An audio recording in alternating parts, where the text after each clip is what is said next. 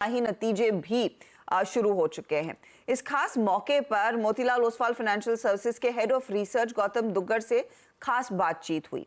BJP के संकल्प पत्र से बाजार के लिए क्या संकेत है, किस सेक्टर के तिमाही नतीजे शानदार रहेंगे और मोस्ट इंपॉर्टेंटली कच्चे तेल के में उबाल अगर और बढ़ जाता है तो भारतीय बाजार पर इसका क्या इम्पैक्ट होगा, इस सब पर विस्तार से चर्चा हुई है।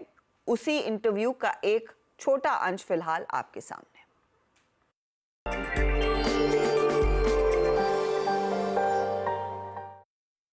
मार्केट में इस समय थोड़ा सा डर का माहौल है क्योंकि ग्लोबली जियोपॉलिटिकल टेंशन्स की वजह से काफ़ी करेक्शन है।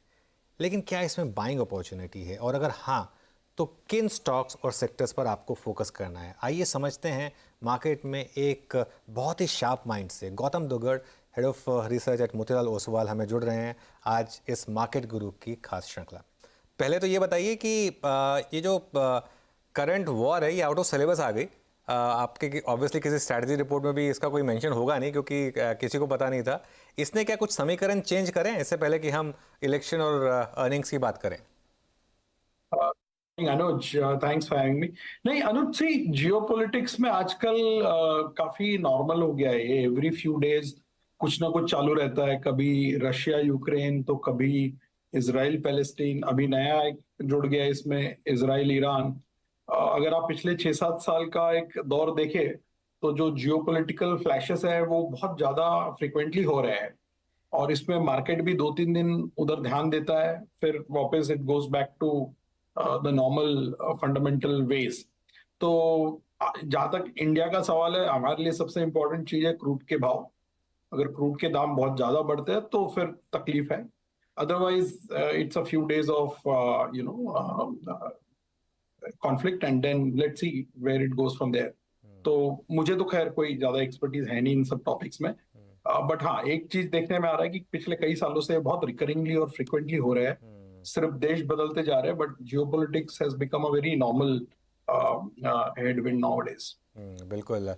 तो एक्स ऑफ क्रूड कोई खास वरी नहीं है, और क्रूड भी आपको लगता है कि क्या 9500 तक हम ठीक हैं, उसके ऊपर ही दिक्कत होगी या करंट लेवल पे भी थोड़ी दिक्कत है?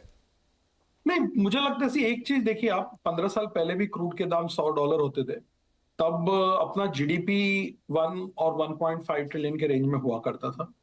आज भी क्रूड के दाम $90-100 के आसपास होते हैं, पर आज हमारा जीडीपी 3.6 ट्रिलियन है, प्लस हमारा current account balance, overall exports, IT services exports, सारा चीज अगर आप जोड़ के देखते हैं वो इक्वेशन को, तो हमें लगता है कि उतना ज्यादा दिक्कत नहीं होना चाहिए, given that the economy has grown in the last 10-15 years and our exports, our current account balance, our forex reserves at $640-650 billion, they provide lot of comfort. तो उस हिसाब से मुझे नहीं लगता है कि $100 तक हमें कोई बहुत ज्यादा कंसर्न होने की जरूरत है। हाँ, अगर ये ऐसे बीच में 2022 में जब पहले रशिया यूक्रेन का वॉर चालू हुआ था 140 तक चला गया था। दूसरा, it hurts the sentiments also, तो थोड़ा सा मार्केट के वैल्यूएशन पे उसका असर होता है। और अगर प्राइसेस सस्टेन होते हैं 100 के आगे 110 तक, और लंबे समय तक वो प्राइसेस वहां पे सस्टेन होते हैं, तो फिर आपका इन्फ्लेशन, इंटरेस्ट रेट, बाकी सारी मैक्रो चीजें भी उसमें सामने आ जाती है। एज लॉन्ग एज ये कुछ दिन तक चले और 100 के नीचे रहे, मुझे नहीं लगता बहुत ज्यादा इसमें कोई प्रॉब्लम होना चाहिए। ओके, चलिए अब आते हैं जो दूसरा इम्पोर्टेंट इशू है, और वो है अर्निंग्स का। अब हमने टीसीएस और इन्फोसिस दोनों के अर्निंग्स देख लिए। आपकी क्या समझ रही दोनों की अर्निंग्स देखकर? और इवन इन्फोसिस को मार्केट ने कोई बहुत ज़्यादा वायलेंटली पनिश नहीं किया। अब क्या व्यू बन रहा है आपका यहाँ पर? देखिए अनुज, हमेशा नंबर्स जो है अर्निंग्स के एक्सपेक्टेशन के हिसाब से और प्राइस में क्या है वो देख के एनालाइज करना चाहिए। सो आईटी के एक्सपेक्टेशंस बहुत म्यूटेड थे। जो हमारा पब्लिश्ड एस्टिमेट था प्रीव्यू, हम पूरा आईटी सेक्टर का अर्निंग्स ग्रोथ 4% का अनुमान लगा रहे थे। एब्सोल्यूट नंबर अगर आप देखें तो हमारा जो आईटी सेक्टर का कवरेज यूनिवर्स है उसमें हमें 29,000 करोड़ के प्रॉफिट का एक्सपेक्टेशन है। अब ये जो 29,000 करोड़ का नंबर है, पिछले 7 क्वार्टर से यही रहा है, 28-29,000 करोड़ के रेंज में। तो पिछले 2 साल से आईटी सेक्टर के प्रॉफिट्स कहीं नहीं गए। इनफैक्ट अगर आप एक कदम और पीछे जाते हैं, FY22 का जो टोटल प्रॉफिट था निफ्टी के आईटी कंपनीज का, वो था 95,000 crore. Right, FY23, FY24 1,05,000 crore है, राइट। तो पिछले 3 साल से अगर आप नंबर देखें निफ्टी आईटी प्रॉफिट पूल का, तो लाख करोड़ के आसपास 3 साल से फ्लैट हो चुका है। उस कॉन्टेक्स्ट में अगर आप टीसीएस इन्फोसिस के नतीजे देखें तो एक्सपेक्टेशंस कोई बहुत ज्यादा नहीं थे। हाँ, इन्फोसिस का गाइडेंस जो है थोड़ा सा वीक है, but stock price has done nothing for last 3 years. आप अक्टूबर 2021 के प्राइसेस देख लीजिए आईटी कंपनीज के, और आज के प्राइसेस देख लीजिए स्पेशली इन्फोसिस के। तो मुझे लगता है, जहां तक मेरी मेमोरी का अगर सही है, तो 1900 का जो प्राइस था इन्फोसिस का अक्टूबर 2021 में, वो वापस हमने अभी तक नहीं देखा है, और उसके बाद लगभग 2.5 साल हो चुका है। जहां तक वैल्यूएशन का सवाल है, अभी 21-22 के रेंज में आईटी सेक्टर ट्रेड कर रहा है। तो मुझे लगता है मार्केट एक्सपेक्ट कर रहा था वीक नतीजे, इसलिए बहुत ज्यादा आपको वायलेंट रिएक्शन दिखानी है। Most of the portfolios underweight है।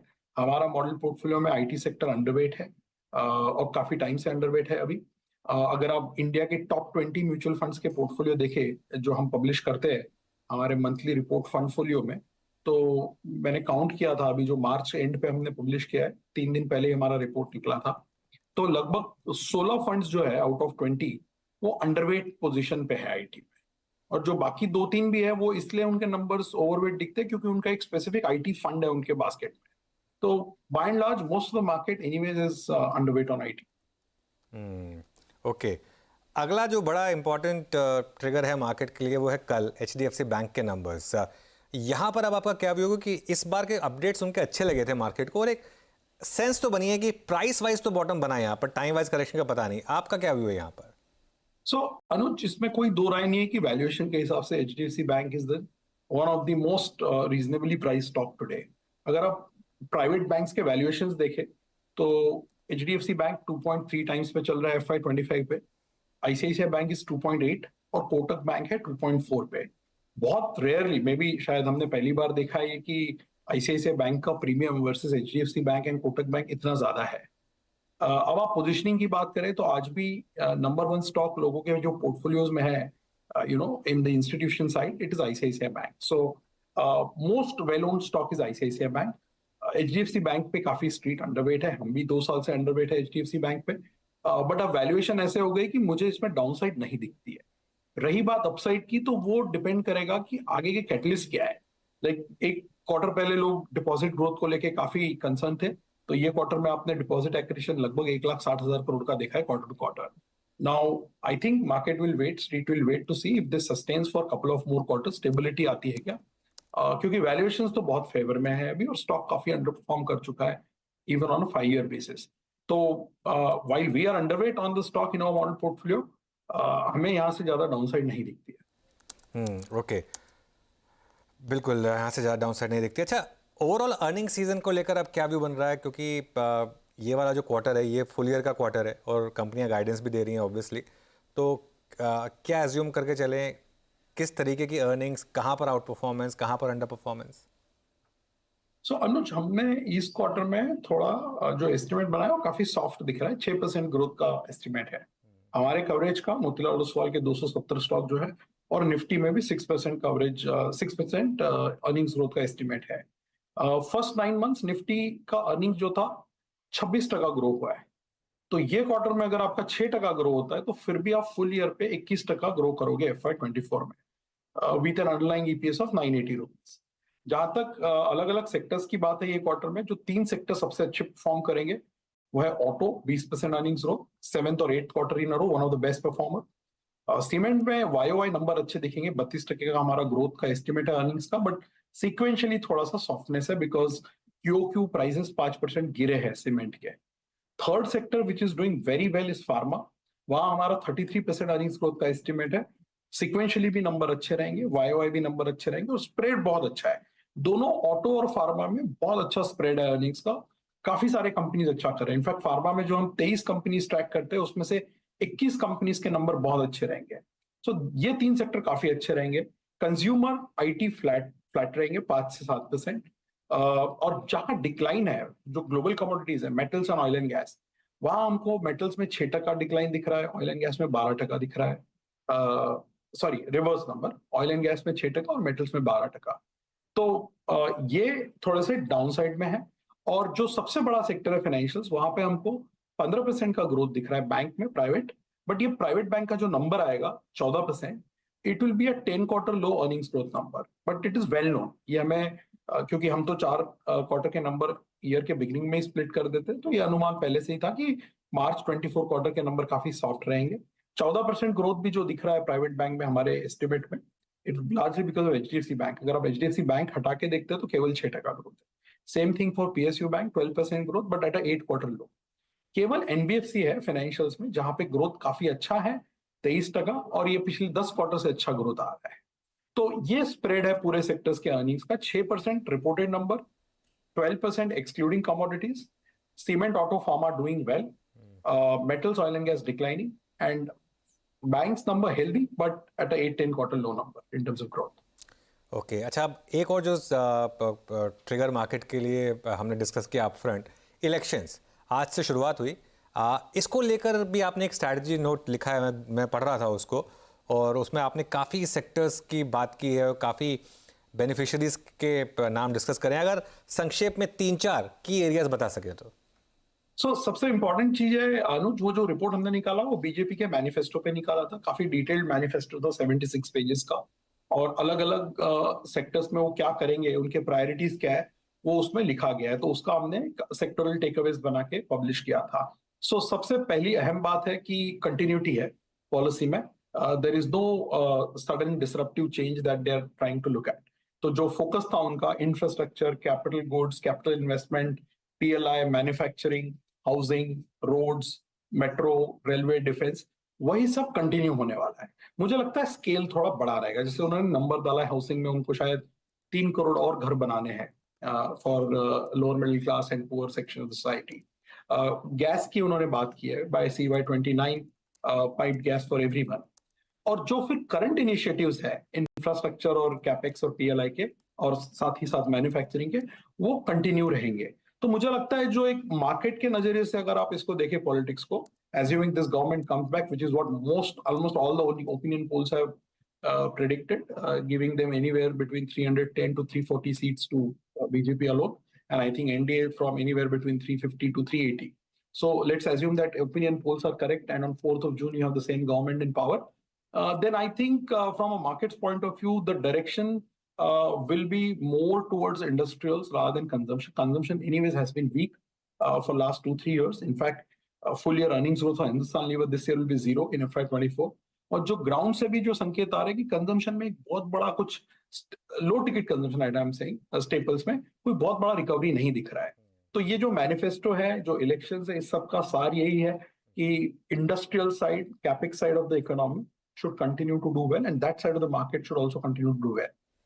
सिंस आपने बात की इसकी, कल हमारे चैनल पर फाइनेंस मिनिस्टर का इंटरव्यू हुआ, और उसमें एक चीज़ जो हमने डिस्कस की थी कि अब एलॉन मस्क की इंडिया में एंट्री जो हो रही है उसको लेकर ऑटोमोबाइल्स पर अब आपका क्या व्यू बन रहा है, और ऑटोमोबाइल्स और ऑटोमोबाइल एंसेलरी स्टॉक्स में जहां बहुत बड़ी तेज़ी रही है, एक्साइड जैसे स्टॉक्स में फॉर एग्जांपल, यहाँ पर अब क्या करें इन्वेस्टर्स?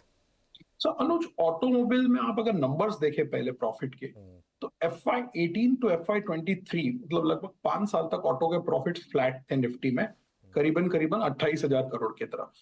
वही नंबर FY18 में था, वही नंबर FY23 में था।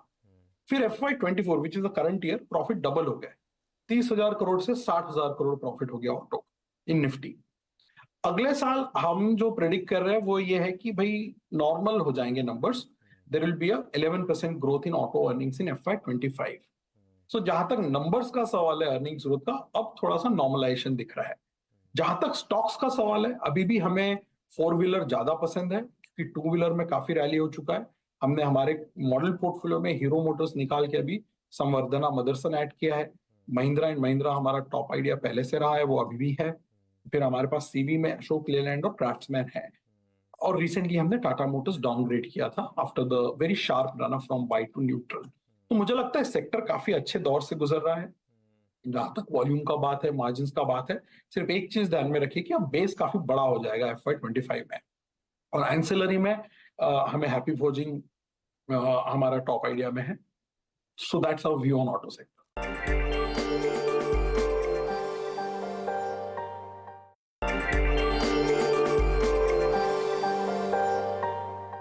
एक बहुत शानदार आपकी रिपोर्ट आई थी अभी, आई थिंक आपने मुझे भेजी भी थी, केबल और वायर स्टॉक्स पर, और इन पर्टिकुलर मैं आपका व्यू जानना चाहूँगा पॉलीकैब पर, क्योंकि इसमें बहुत कुछ हुआ। एक मैसिव रैली के बाद वो इनकम टैक्स का इशू आया, 40% की फॉल आई, वापस ऑलमोस्ट वो स्टॉक रिकवर होके काफ़ी लॉसेस ने कवर कर लिए। उसके अलावा बाकी स्टॉक्स भी हैं इस सेक्टर में। यहाँ पर अब क्या व्यू है और यहाँ पर प्रेफर्ड पिक्स क्या है आपकी? अनुज, इसको आप अगर थोड़ा सा कुछ सेक्टर से लिंक करके देखेंगे तो हमारा जो व्यू है रियल एस्टेट पे बहुत पॉजिटिव रहा है पिछले 1-1.5 साल से। हमारा मॉडल पोर्टफोलियो में भी बहुत बड़ा ओवरवेट रियल एस्टेट पे है और पिछले 3 साल से रियल एस्टेट के नंबर्स प्री सेल्स के बहुत अच्छे आ रहे हैं। तो construction cycle is going on. तो मुझे लगता है इसके जो एंसिलरी बेनिफिशियरीज है, building materials, cable and wire, paint, ये सारे भी रहेंगे, बट उनको हमेशा एक थोड़ा टाइम लैग के बाद बेनिफिट मिलता है, क्योंकि पहले घर बनते हैं, फिर पोजीशन मिलता है, फिर लोग उसमें इंटीरियर्स का काम करते हैं। So there is always a some time lag between different sectors benefiting from the same housing cycle. अब आता है केबल्स एंड वायर्स पे। ज्यादा केबल्स एंड वायर्स का सवाल है पॉलीकैब का। पिछले 5 साल का अर्निंग्स ग्रोथ लगभग 30% प्लस रहा है CAGR। company has become a very big market cap company now, and profit pool is also pretty large now, almost neck to neck with Havells. So अगला 2 साल का जहां तक सवाल है, हम FY24 को 26 जब देखते हैं केबल्स एंड वायर्स में, तो हमारा पॉलीकैब का अर्निंग्स प्रेडिक्शन है 14% का CAGR, KEI का प्रेडिक्शन है 23% का CAGR, और हमने उसी रिपोर्ट में एक और कंपनी इनिशिएट की है, RR cable, which is a small cap, 18,000 crore market cap. वहां पे हमारा प्रेडिक्शन है 40% अर्निंग CAGR। तो ये जो तीनों स्टॉक्स है या पूरा सेक्टर है, they are a beneficiary of real estate as well as construction, housing cycle and government spending on infrastructure. तो इसलिए हमारा तीनों स्टॉक्स पे बाय रेटिंग है। ओके, तीनों स्टॉक्स पर बाय रेटिंग है इंक्लूडिंग RR केबल। तो ये एक जो शानदार रिपोर्ट थी आपकी। अच्छा, एक सेक्टर जहां पर इस समय डबल वैमी है, ऑयल मार्केटिंग कंपनीज। आपने पिछली बार इसका मूव बहुत सही कैप्चर किया था, लेकिन एक तो प्राइस कट आ गया, जबकि कंपनियों को तो टेक्निकली प्राइस हाइक की ज़रूरत है, क्योंकि जिस तरीके से क्रूड प्राइसेस भागे हैं। और दूसरी तरफ अब इलेक्शन, तो जून तक तो और कोई प्राइस हाइक आ भी नहीं सकता। इसको कैसे देखा जाए? क्या एक स्ट्रैटेजिक मौका मिल रहा है यहाँ पर बाय करने का लोअर प्राइसेस पर, या अभी कुछ टाइम के लिए छोड़ दें? नहीं, हमने कल फिर एक रिपोर्ट निकाला है OMC सेक्टर पे, जहां पे हम कह रहे हैं कि क्रूड, जो हमारे ऑयल एंड गैस एनालिस्ट है, उन्होंने जो एस्टिमेट बनाया है, वो कह रहे हैं कि क्रूड 85-95 से ज्यादा लंबे समय तक नहीं ट्रेड करेगा। सो ये जो करेक्शन है ऑयल मार्केटिंग कंपनीज में, इट्स अ बाइंग अपॉर्चुनिटी। हमने हमेशा देखा है कि इस सेक्टर पे आप एक कोई स्ट्रक्चरल या लॉन्ग टर्म व्यू नहीं ले सकते, because it's end of the day commodity and with heavy intervention from government on pricing and regulation. तो ये हमेशा से एक सिक्लिकल और ट्रेडिंग प्लेज रहे हैं, जहां पे वैल्यूएशंस भी काफी मैटर करते हैं। जब हमने ऐड किया था HPCL हमारे मॉडल पोर्टफोलियो में, करीबन 0.8 या 0.9 टाइम्स प्राइस टू बुक था। आज भी 1.1 है, और आज भी ये हमारे मॉडल पोर्टफोलियो में मौजूद है, और हमें लगता है करंट वैल्यूएशंस पे OMC एक बाइंग अपॉर्चुनिटी प्रेजेंट कर रहा है। ओके, OMC में बाइंग अपॉर्चुनिटी है। इसमें प्रेफर्ड पिक्स क्या होंगे आपके? तीनों में सेम अपॉर्चुनिटी या किसी एक में ज़्यादा है दूसरे के मुकाबले? तीनों की चाल हमेशा साथ में बढ़ते, साथ में गिरते, because the drivers are same. उसमें हमारा जो प्रेफरेंस है HPCL है number 1, which is also part of model. Okay, एक और स्टॉक जो आपका बहुत शानदार पिक रहा है पिछले 1 साल में, वो है जोमैटो, और इसकी कई बार हमारी बात हुई है। अब जहाँ से बात हुई थी वहाँ से ये स्टॉक ऑलमोस्ट 3 गुना हो चुका है। अब क्या किया जाए स्टॉक में? क्या अभी भी ये एक कोर पोर्टफोलियो का हिस्सा है? क्या अभी भी इसमें ये वो जो थीम है वो इंटैक्ट है?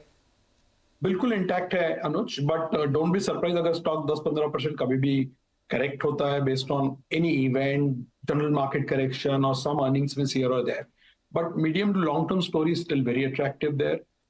उनका जो बड़ा स्टोरी जो उभर के आया है पिछले 1 साल में, वो है quick commerce, which is growing at a very fast pace. So despite initiating at 50 exactly a year back, और मॉडल पोर्टफोलियो में हमने जब ऐड किया था जुलाई में 70 रुपए के दाम पे ऐड किया था, हमने वो वेट अभी भी इंटैक्ट रखा है।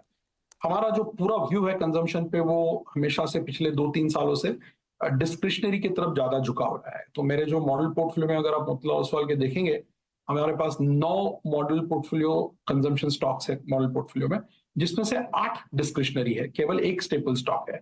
तो वो डिस्क्रिशनरी में हमारा जो व्यू हमेशा से पॉजिटिव रहा है। Indian hotel, Titan, metro, Zomato, हमने डीमार्ट भी ऐड किया था पिछले साल जुलाई में करीबन 3200 पे।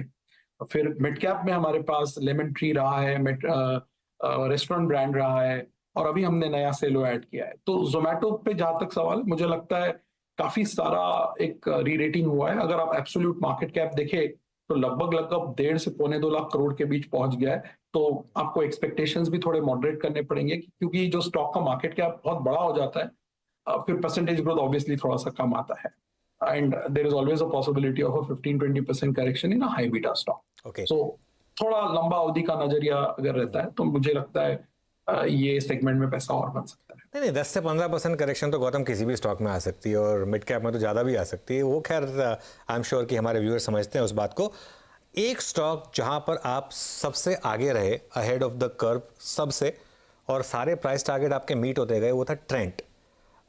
लेकिन अब 4000 पर क्या अभी भी इस पर बुलिश रहने में समझ है? क्योंकि मैं एक रिपोर्ट पढ़ रहा था, बहुत लोग कह रहे हैं कि अब शायद ट्रेंड से निकल के एबी फैक्शंस में जाया जाए। आपका क्या मानना है?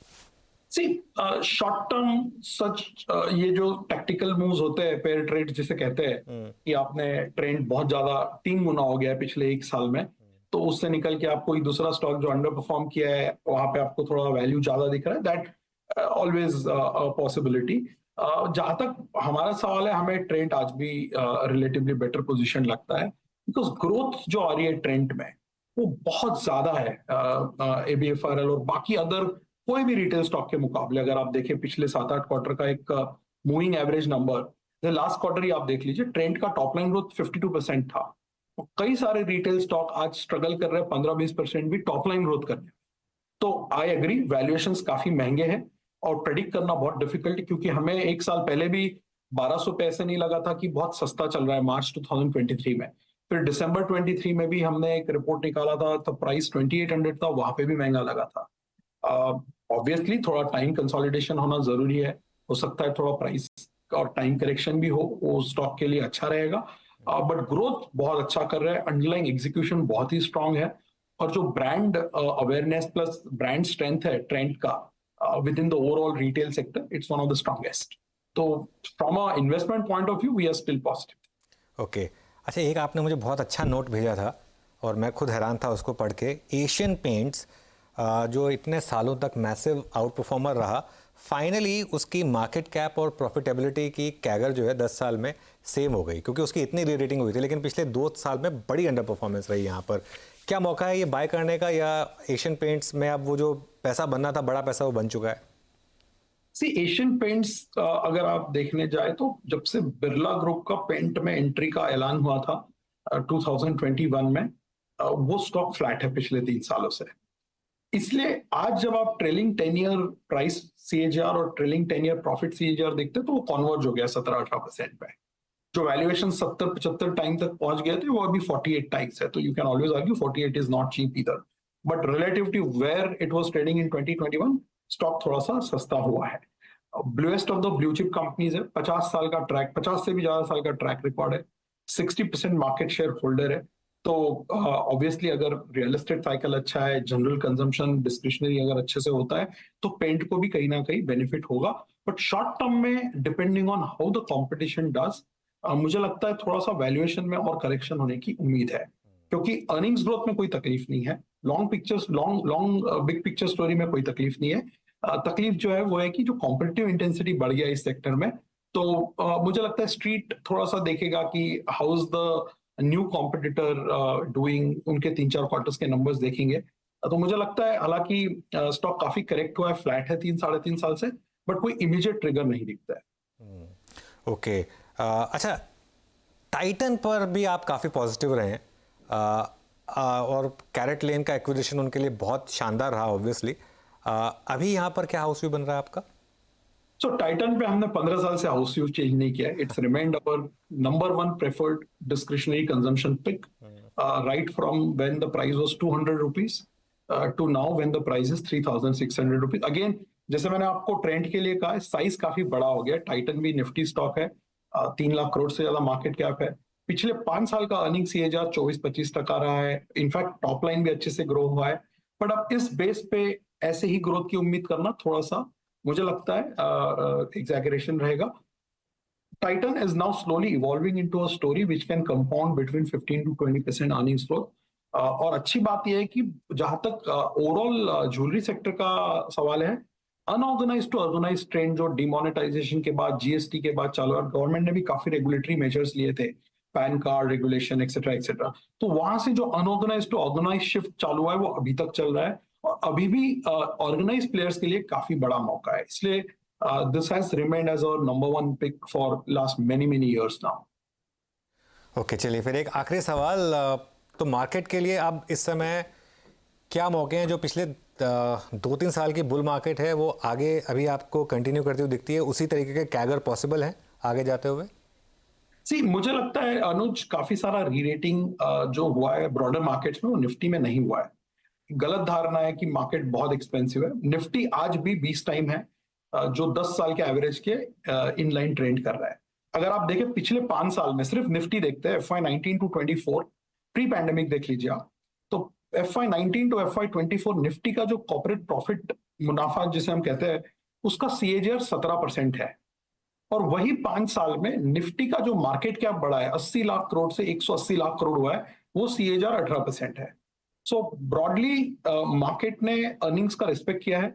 जितना अर्निंग्स आया है उतना ही मार्केट कैप भी कंपाउंड हुआ है। कुछ सेक्टर ने ज्यादा रिटर्न दिए, कुछ ने कम दिए, जो हर मार्केट में होता है, हमेशा होता है।